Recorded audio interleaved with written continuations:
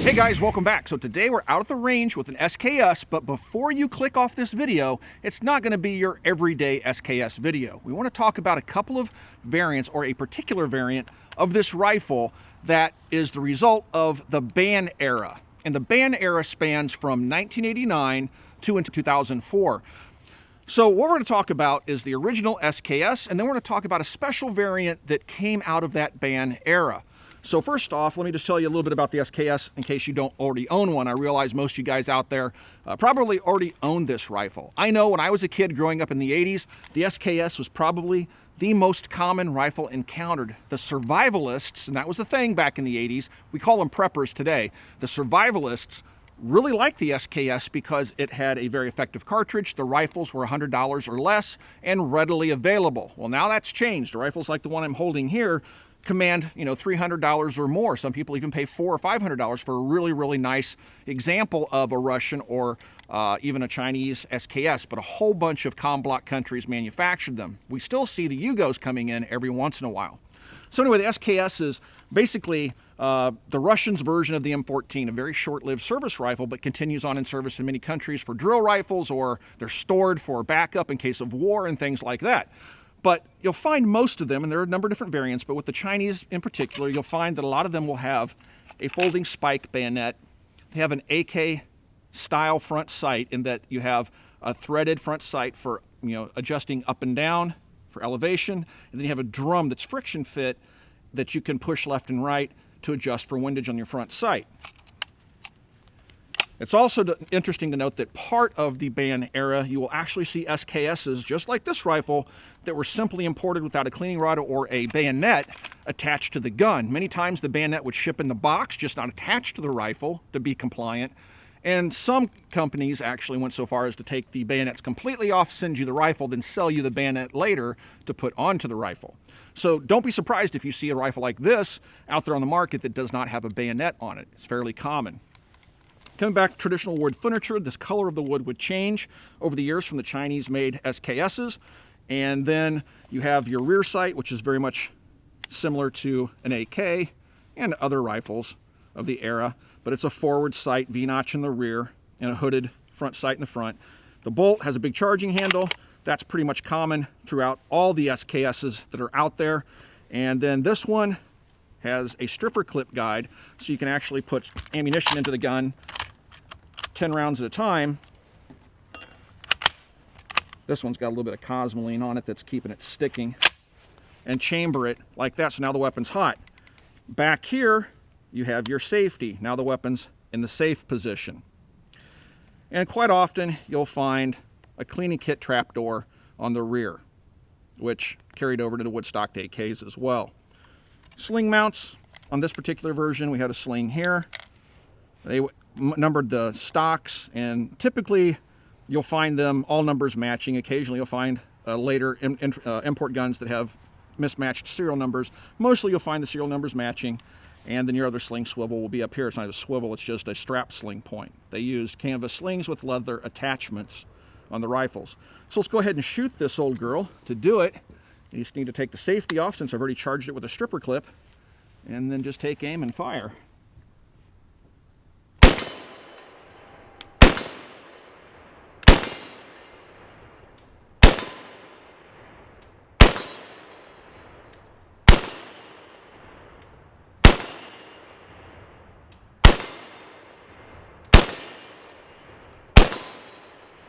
And as you see, the SKS locks open on the last shot fired. All right, guys, let me show you a variant of this rifle that is the product of the ban era. The rifles that I want to show you next are commonly called SKS M's, or sometimes they'll be stamped NR.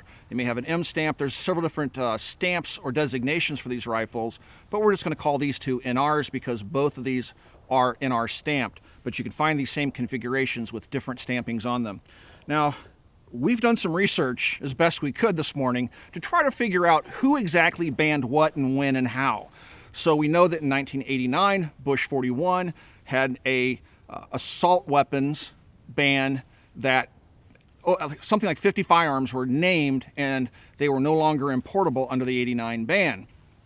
So we have pre-89 what we call pre-banned guns here in the United States. Then in '89, we had guns that were banned, but they were still able to sneak around some of that language in the law by changing the configurations of the rifle, because they were banned using, again, the Gun Control Act of 1968 and what is called the Sporting Purposes Clause. That Sporting Purposes Clause we've been beaten over the head with over and over and over again as American gun owners, and it's very similar to what's being proposed right now by the ATF to try to redefine what a machine gun is without an act of Congress that's of course being pushed by the NRA. So these bans happen, and it's kind of convoluted during the ban era that I discussed at the opening of the video from '89 to the early 2000s, what actually was banned when and how. So Bush did it, I believe, with an act of Congress, and then we get into, or it could have been an executive order, then we get into the '94 ban, which was definitely an act of Congress that had a 10-year sunset clause. So it was enacted in 1994, and it expired in 2004.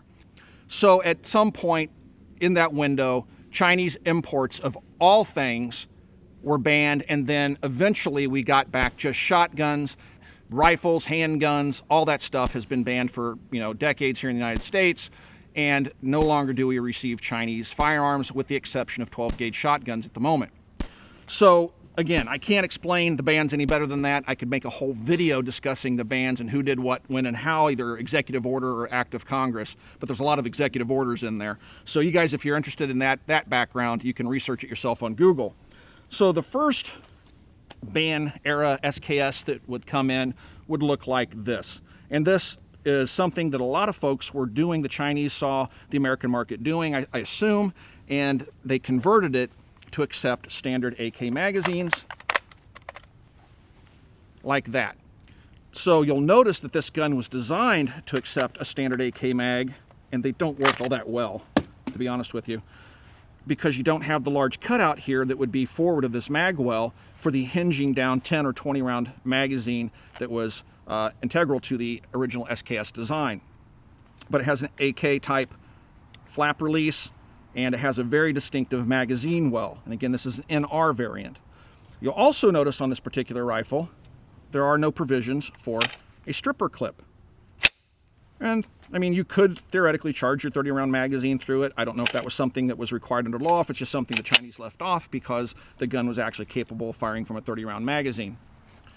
You'll also notice this has a very short barrel on it, it actually has a cleaning rod, it has no bayonet or even the fixtures to attach a bayonet at this point. So bayonets were one of those things that the anti-gunners thought we should ban, along with vertical foreign grips and flippy things that go up, pistol grips, basically features of a rifle that the anti-gunners have been targeting over and over and over again. And for whatever reason, bayonets are a problem with them because we've had so many drive-by bayonettings here in the United States. And I'm being facetious. So these rifles had, with the shorter barrel, had the 30-round magazine capability, had the delete on the stripper clip guide, and then they had this Monte Carlo style stock. No longer do we have the facilities for a cleaning kit in the buttstock. It's more of a rubber buttstock with a texture, as a sporting rifle would have, and it has this Monte Carlo style stock, which a sporting rifle, again, would have under the 68 gun control laws. And so these came in. And there was another variant called the D, which was never stamped D, but dealers called them Ds to separate them from just a standard SKS, which I've already done a video on. If you guys search my channel, you can find my SKS-D model video, and it's just dedicated to that particular version of the rifle. So these little guys are pretty interesting. You can find them pop up from time to time. See how hard it is to get a magazine to lock into these things? You really have to struggle with it, and some of them simply don't like certain magazines, like P-mags. So this one likes this magazine, but does not like this one. All right. So this magazine rocked and locked in just fine. The other magazine, I couldn't get it to properly lock. They're very, very magazine specific. You try P-mags and Bakelights and other stuff, Bulgarian mags. Most of these rifles won't accept them, but there's no standard. Some rifles will like a certain magazine, and they won't like others, and one rifle like the other magazine that the other rifle worked with, and blah, blah, blah, blah, blah, back and forth. So these are very finicky guns. And if you watched my original D video, you'll know that that gun malfunctioned fairly regularly, and it's probably the result of the magazine I was using in the video. It just didn't like the magazine. To charge the weapon, same thing. Pull it to the rear, let it go, and I believe, yep, it chambered around. And then the controls are the same. You still have your safety lever right here that you can easily brush off, and then you can shoot the rifle from its 30-round magazine. We only have 20 rounds loaded.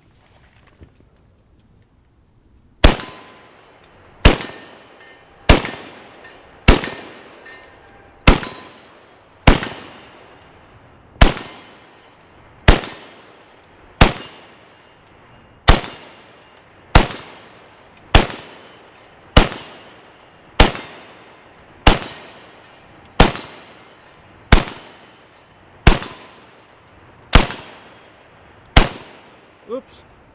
And as you'll see, they don't lock open on that last shot fired. All right, so this one, traditional wrist stock, accepts a 30-round magazine, no bayonet lug. Then we enter a different era of the bands where thumbhole stocks were required to be sporting. This rifle looks exactly like the other rifle and has the exact same features, except this one has a thumbhole stock. This NR variant has a slightly different, a little bit thicker butt pad on it, has a cheek comb, a thumbhole stock, and then everything forward of it is identical to the other NR I just showed you. Again, no stripper clip guide. It uses 30-round magazines. They lock in. There we go. That was really tight fitting. And you load it the same way, pull the bolt to the rear. See if it picked up around, it did, and the safety is on. So now you can see the thumbhole stock version. The thumbhole stock thing became a very popular option for companies to bring guns into the United States and sell them, import firearms. But also during the '94 ban era, domestic producers of what the anti-gunners deemed to be assault weapons, not an assault rifle, but an assault weapon, a made-up term, they also had to put no bayonet lugs, no pistol grip stocks. Thumbhole stocks became the thing of the day, and really for 10 years we lived with extremely neutered rifles that look much like this one, even the domestically produced guns. So let's go ahead and fire 20 rounds out of this one. I tell you what, the grip on this thing is awkward, feeling at best, but it's functional, it works, and technically I could swap it out with an older stock if you could find an older stock. This thing is so awkward. Has a very long comb, or I'm sorry, length of pole as well.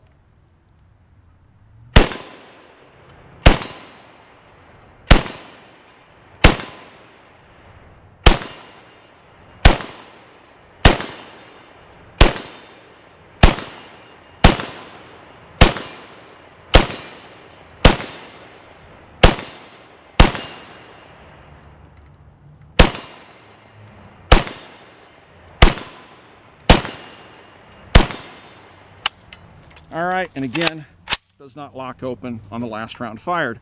This magazine is really tight in there. At least it fits in this one, but it just simply won't work in the other rifle. Again, this rifle, just like its predecessor, is very difficult to find magazines for. I won't say very difficult, you just have to try a number of different magazines to find one that'll actually work in the gun. So there you have it, guys. These are the two NRs, and we're just now gonna play around with them a little bit, do some shooting, have some fun, and show you guys these blasts from the past.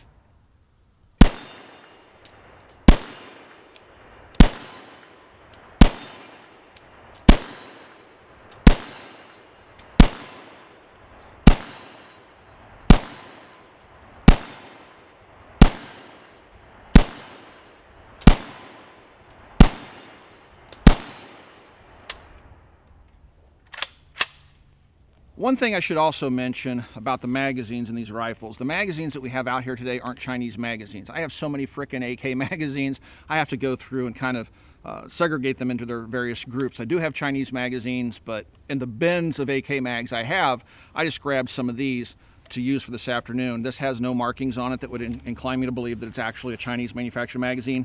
The floor plate just wobbles around on the bottom. So this is probably something that was made in Asia or something like that, Korea or some Eastern European country, who knows. But if you try Chi-Com magazines, you might have better luck with the guns accepting them than using other magazines made from other countries. So that I don't know. I should probably test it. but this gun definitely likes this magazine.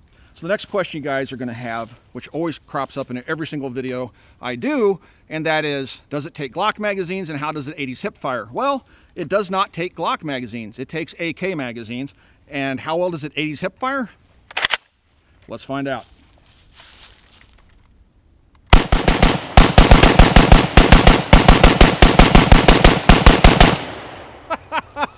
This thing has a very, very great ejection pattern. It's throwing them all over the place, but it's kicking them way out. That's a lot of fun. These are cool guns, guys. The SKS is a lot of fun to own. If you don't have one, consider picking one up because they're not getting any less expensive. They just keep going up in value. So if you're looking for one, there's no better time than the present to buy one because the market's very depressed right now, and it's a great time to pick one up. Real quickly, guys, if you would like to support us here at the Military Arms Channel, the best possible way to do that is to directly support us over at Patreon.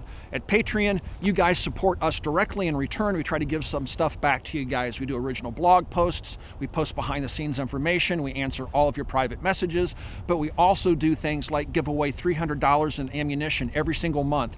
Our friends over at Freedom Munitions give us that $300 to give away, so 3 lucky Patreons get $100 in ammunition every month, and you can use it to buy whatever ammunition on their website. And they don't just sell their own ammo, they sell other brands as well.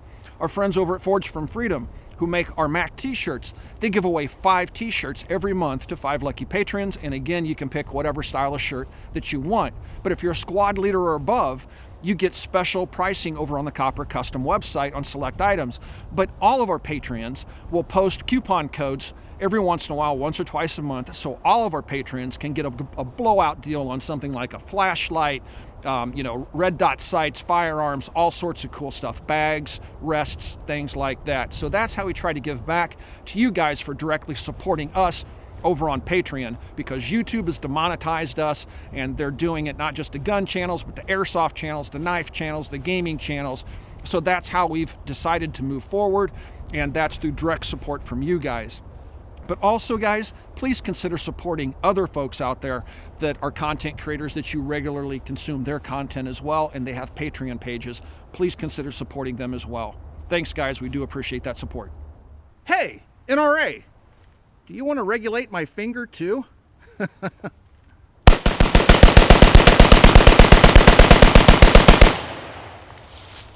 It's not about the stock, guys. They're trying to take your semi-automatics away from you.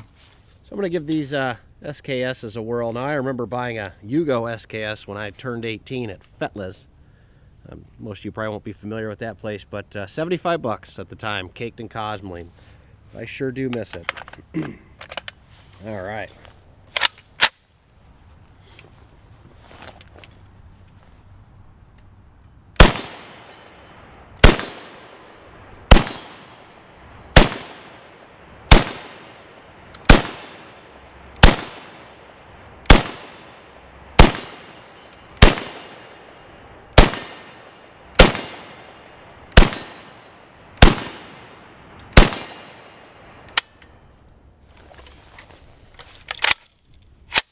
Right. That one was really comfortable to shoot. All right, let's try this one. Mag went right in.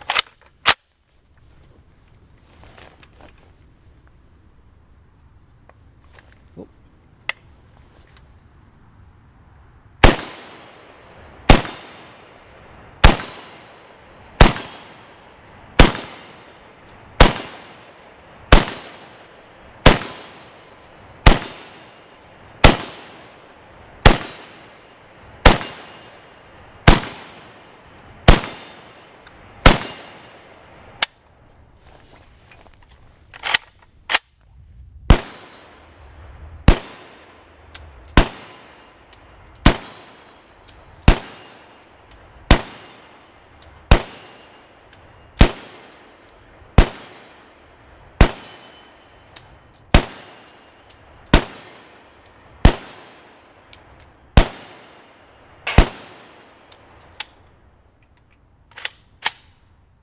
I hope you guys enjoyed coming out to the range with us this afternoon and learning about these SKS oddities that are in my collection. As I said before, guys, there's no better time than the present to go out and buy an SKS if you want one. There's a whole bunch of them out there, but the prices just keep going up because they're no longer being imported except for the occasional Yugo or stuff like that. But the Chinese guns themselves are off the market, and now you can only purchase what's already out there. If you'd like to support us here on the Military Arms channel, another great way to do that is to swing by Copper Custom, which is our online store. You can find us there at coppercustom.com. We have an auction site that's brand new, so some of the video guns that you'll see here on the channel will be put up for auction so you guys can have access to some of the guns that we use here on the channel. But also another thing that we're doing is every single purchase on the Copper Custom website, from a patch to a rifle to a silencer, comes with a free 1-year membership to the Gun Owners of America. Guys, it's really important to us. That's why we're doing this in collaboration with GOA.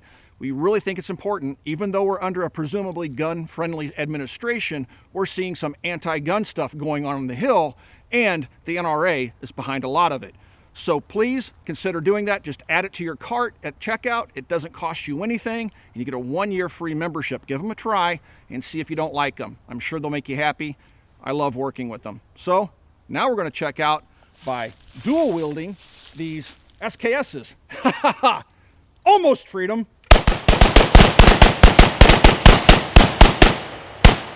My left hand doesn't work at all.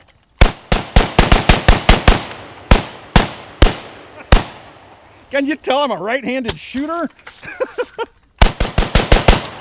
Jeez, I couldn't shoot this thing left-handed at all. My hand was riding up too far on it.